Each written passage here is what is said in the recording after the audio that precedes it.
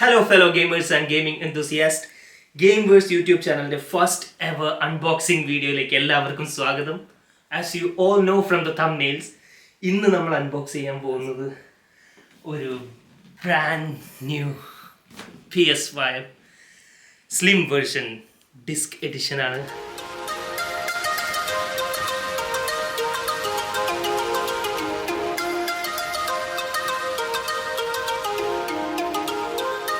I'm really excited for this. Let's go straight to the unboxing.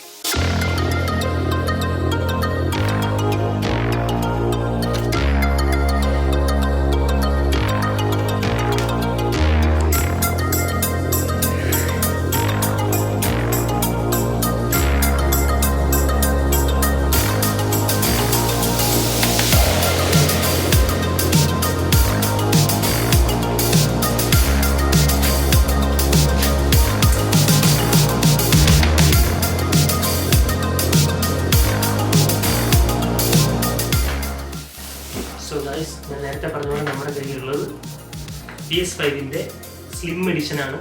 1 TB disc edition. Okay, not digital. അപ്പോൾ തുറക്കാൻ പോവുകയാണ്. ഇതിൻ്റെ അകത്ത് എന്തൊക്കെയാണെന്ന് നോക്കാം. നിങ്ങൾ ഒരുപാട് PS5 അൺബോക്സിങ് വീഡിയോസ് കണ്ടിട്ടുണ്ടാവും. പക്ഷേ ഇതായിരിക്കും ചിലപ്പോൾ നിങ്ങൾ ഈ വർഷം കാണുന്ന ആദ്യത്തെ PS5 unboxing video. So let's see what's inside.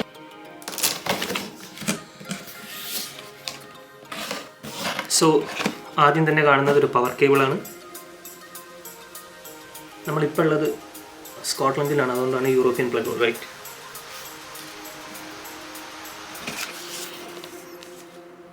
ഇത് മിക്കവാറും ഇതിൻ്റെ സ്റ്റാൻഡാണെന്നാണ് തോന്നുന്നത്. സ്റ്റാൻഡാണെന്ന് തോന്നാനുള്ള കാരണം ഞാൻ മുൻപ് വേറെ അൺബോക്സിങ് വീഡിയോ കണ്ടിട്ടുണ്ടായിരുന്നു. മാറ്റി വെക്കാണ്. Going further, HDMI cable, USB cable. പക്ഷേ ഇത് C to C ആണ് കേട്ടോ, രണ്ടും C ആണ് കാണുന്നത്. കൺട്രോളർ,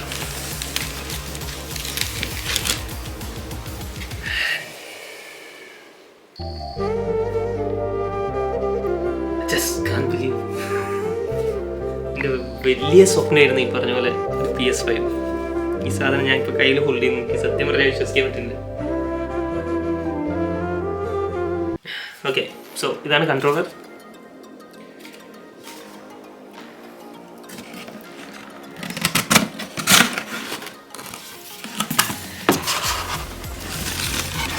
സൈഡിൽ മാനുവൽ കാര്യങ്ങളൊക്കെ ഉണ്ട് കേട്ടോ, വാറണ്ടി കാർഡ് അങ്ങനത്തെ ഐറ്റംസ് ഒക്കെ. അതൊന്നും നമുക്കിപ്പോൾ വേണ്ട. സ്ലിം എന്ന് പറഞ്ഞപ്പോൾ ഇത് ഇത്ര സ്ലിം ആയിരിക്കും എന്ന് വിചാരിച്ചില്ല കേട്ടോ. ഇത് ഭയങ്കര സ്ലിമ്മാണ്. ഞാൻ സ്ലിം സത്യം പറഞ്ഞാൽ നേരിട്ട് കണ്ടിട്ടില്ലായിരുന്നു, പിക്ചറിൽ മാത്രമേ കണ്ടിട്ടുള്ളൂ.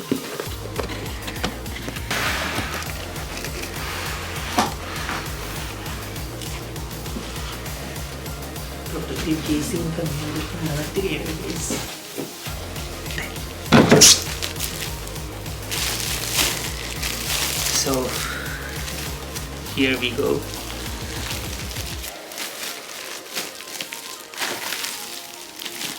നമ്മുടെ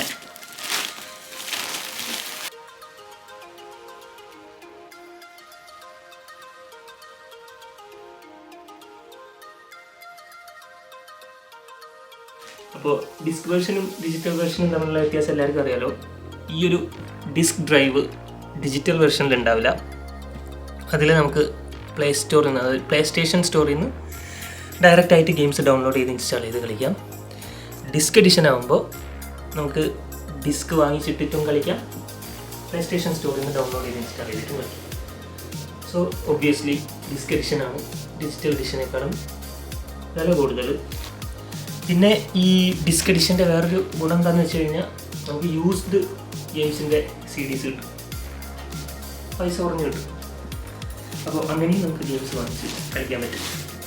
ഇത് ശരിക്കും ഭയങ്കര സൈസ് വ്യത്യാസമുണ്ട് ആക്ച്വൽ നമ്മുടെ നോർമൽ വെർഷനേക്കാളും.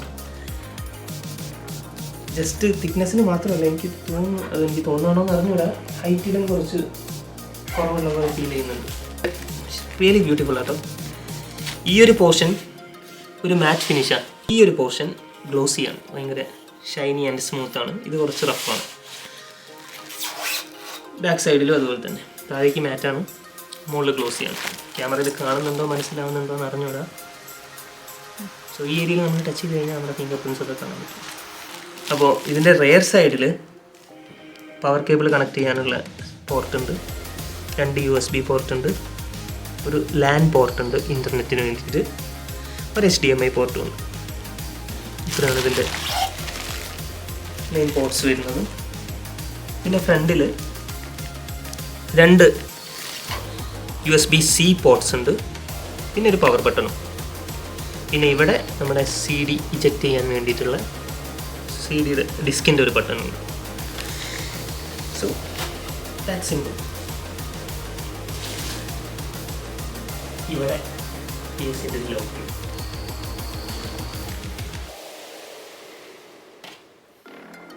ഇതിൻ്റെ ബർത്ത്ഡേക്ക് എൻ്റെ വൈഫ് ഗിഫ്റ്റ് തന്നു കേട്ടോ.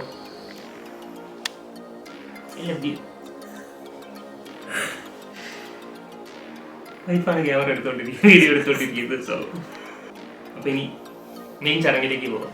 ഇത് കണക്ട് ചെയ്തിട്ട് സ്റ്റാർട്ട് ചെയ്യുമ്പോൾ ഞാൻ കാണിച്ചു തരാം.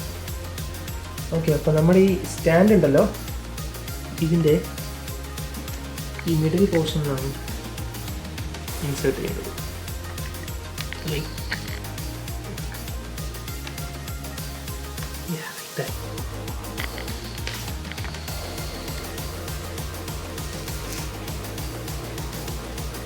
സ്ലോട്ട് ഉണ്ടോ അതിന്? സ്ലോട്ട് ഉണ്ട്. പക്ഷേ ഇത് എനിക്ക് തോന്നുന്നത് എന്തിനാന്ന് വെച്ച് കഴിഞ്ഞാൽ നമ്മൾ ഹൊറിസോണ്ടലി ആണ് വെക്കുന്നതെങ്കിൽ മാത്രമേ ഇതിൻ്റെ ആവശ്യമുള്ളൂ. ബിക്കോസ് ഇവിടെ CD ഡ്രൈവ് വരുന്നതുകൊണ്ട് ഈ സൈഡിൽ ആ ഒരു ഹൈറ്റ് മെയിൻറ്റെയിൻ ചെയ്യാൻ വേണ്ടിയിട്ടാണ് ഞാൻ ഉദ്ദേശിക്കുന്നത്. വെർട്ടിക്കലി വെക്കാണ്. So I don't need this.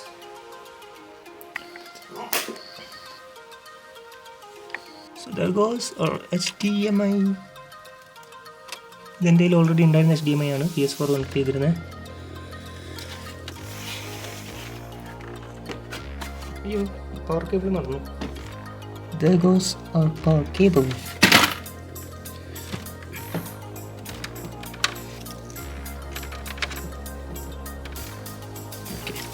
Switch on ചെയ്യാൻ പോവാണേ.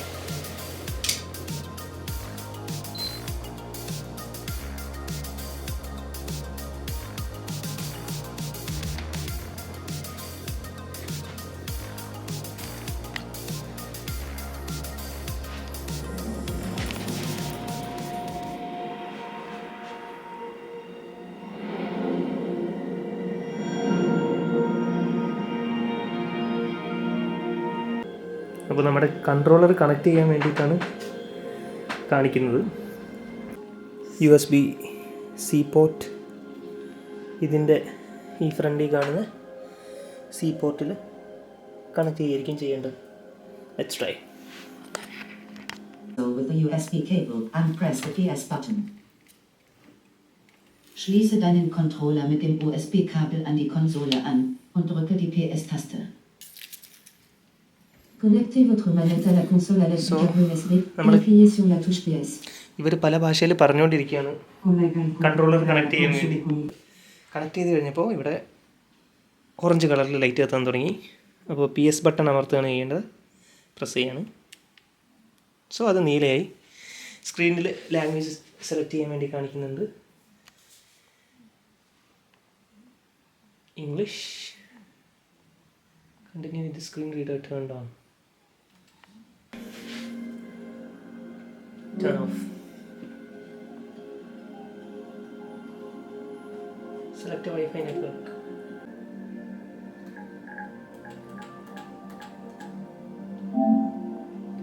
Wi-Fi password അടിച്ച്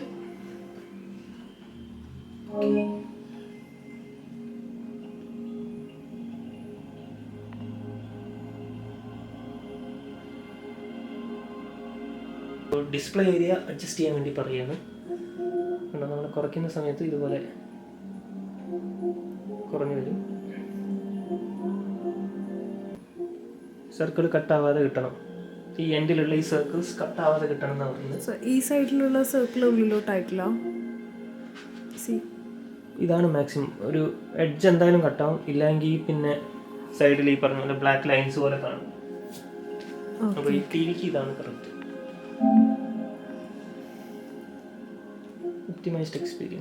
ഒപ്റ്റിമൈസ്ഡ് എക്സ്പീരിയൻസ് ആണ് വേണ്ടത്. ലോ പവർ യൂസ് അല്ല. Okay. So license agreement as usual, വായിക്കുന്ന ശീലമില്ലല്ലോ.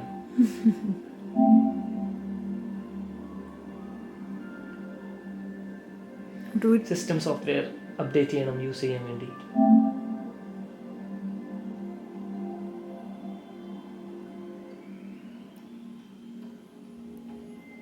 സോ ഞാൻ അപ്ഡേറ്റ് ചെയ്യാൻ പോവാണ്. അപ്ഡേറ്റ് ചെയ്ത് കഴിഞ്ഞിട്ടുള്ളത് ബാക്കി കാണിക്കാം കേട്ടോ.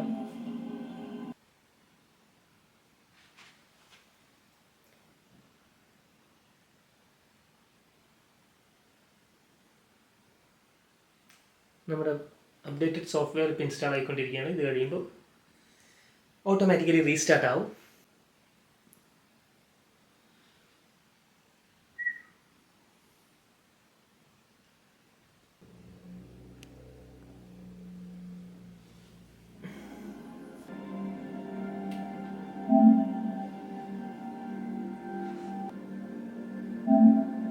ഇപ്പോൾ നമ്മുടെ കൺട്രോളറിൻ്റെ സോഫ്റ്റ്വെയർ അപ്ഡേറ്റ് ആയിക്കൊണ്ടിരിക്കുകയാണ്.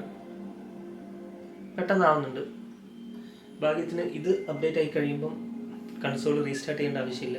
സോ ഇനീഷ്യലി കണക്ട് ചെയ്യുമ്പോൾ മാത്രമേ നമുക്ക് ഈ പറഞ്ഞ പോലെ കൺട്രോളർ കേബിൾ ത്രൂ ഇതിലേക്ക് കണക്ട് ചെയ്യേണ്ട ആവശ്യമുള്ളൂ. അത് കഴിഞ്ഞാൽ നമുക്ക് ഡിസ്കണക്ട് ചെയ്യാൻ പറ്റും. എനിവേ ഞാൻ സ്റ്റാർട്ട് ചെയ്യുന്നവരെ വെയിറ്റ് ചെയ്യാണ് ഡിസ്കണക്ട് ചെയ്യാൻ വേണ്ടി, കേബിൾ ഡിസ്കണക്ട് ചെയ്യാൻ വേണ്ടിയിട്ട്. So if you have a game disk, insert it now and we will install it while you continue with the setup. And just continue without disk കൊടുക്കുകയാണ്. അപ്പോൾ ഇവിടെ ചോദിക്കുന്നത് പ്ലേസ്റ്റേഷൻ അക്കൗണ്ടിലേക്ക് സൈൻ ഇൻ ചെയ്യാൻ വേണ്ടിയിട്ടാണ്. എനിക്ക് ഓൾറെഡി അക്കൗണ്ട് ഉണ്ട്, പക്ഷേ അതിൻ്റെ ക്രെഡൻഷ്യൽസ് എനിക്ക് ഓർമ്മയില്ല. അതുകൊണ്ട് ഞാൻ ഡു ദിസ് ലേറ്റർ കൊടുക്കുകയാണ്. Of course.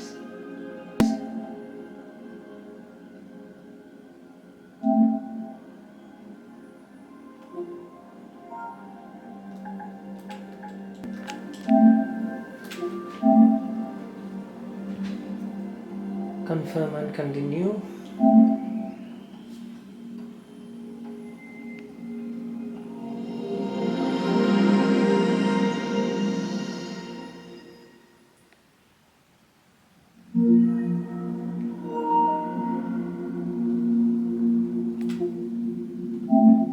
So നമുക്ക് ആസ്ട്രോബോട്ട് ഇതിൻ്റെ first game already pre installed ആയിട്ടുള്ള.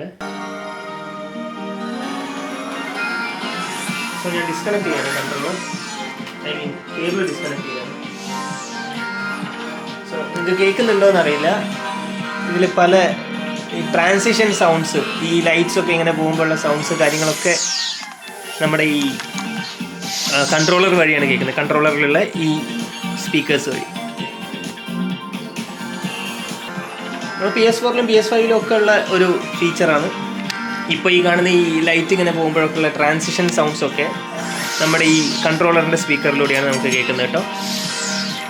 അപ്പോൾ so press any button to start. ഞാൻ എക്സ് അമർത്തുകയാണ്.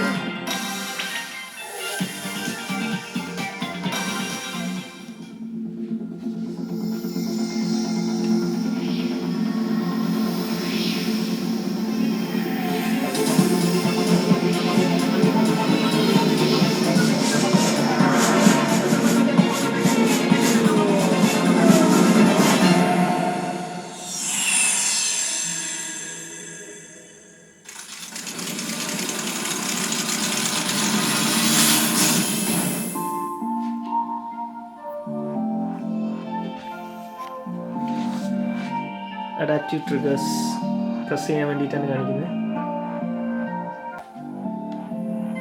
അതായത് ഞാനിവിടെ പ്രസ് ചെയ്യുന്ന ബട്ടണാണ് അതിൽ സ്ക്രീനിൽ കാണിക്കുന്നത് കേട്ടോ. R2, L2, next touch pad,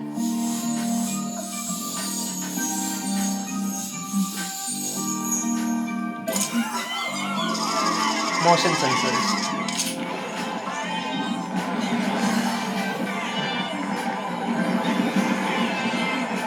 എനിക്ക് തോന്നുന്നു ചിലപ്പോൾ റേസിംഗ് ഗെയിംസ് ഒക്കെ കളിക്കുമ്പം ടിൽറ്റ് വെച്ച് വണ്ടി കൺട്രോൾ ചെയ്യാൻ പറ്റുന്നുണ്ടാവണം.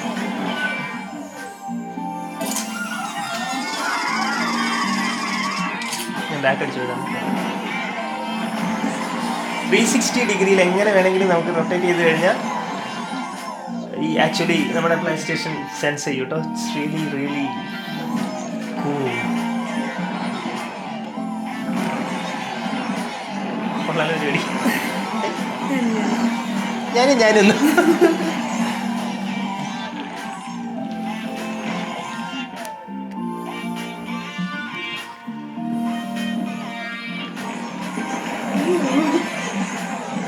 ഇങ്ങനെ സൗണ്ട് കേൾക്കുന്നുണ്ട്.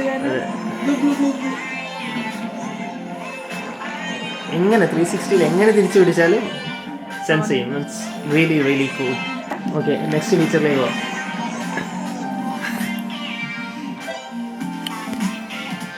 മൈക്രോഫോൺ ഇവിടെയാണ് കേട്ടോ.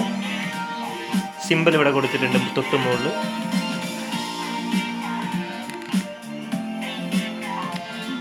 Let's go. അപ്പോൾ അതായിരുന്നു നമ്മുടെ കൺട്രോളറിൻ്റെ ഇൻട്രോ. ഇനി നമ്മുടെ കൺസോളിൻ്റെ ഇൻട്രോ എന്ന് തോന്നുന്നുണ്ട്.